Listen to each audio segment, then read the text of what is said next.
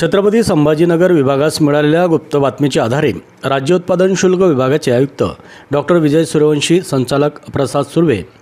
विभागीय उपायुक्त श्रीमती संगीता दरेकर, अधीक्षक संतोष झगडे, उपाधीक्षक गुणाजी क्षीरसागर यांच्या मार्गदर्शनाखाली निरीक्षक राज्य उत्पादन शुल्क सिल्लोड विभाग, राज्य उत्पादन शुल्क भरारी पथक छत्रपती संभाजीनगर व निरीक्षक राज्य उत्पादक शुल्क विभाग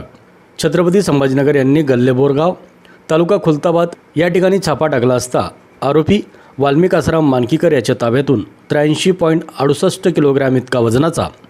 गांजा मिळून आल्याने त्याच्याविरुद्ध गुन्हा नोंदवण्यात आला आहे। या गुन्ह्यात 83.68 किलोग्रॅम इतका 10,04,160 रुपये किमतीचा सुकलेला गांजा व एक सॅमसंग कंपनीचा मोबाईल, एक इलेक्ट्रॉनिक वजन काटा, 50 लिटर क्षमतेचे 2 प्लास्टिक ड्रम असा एकूण 10,30,060 रुपये किमतीचा मुद्देमाल मिळून आल्याने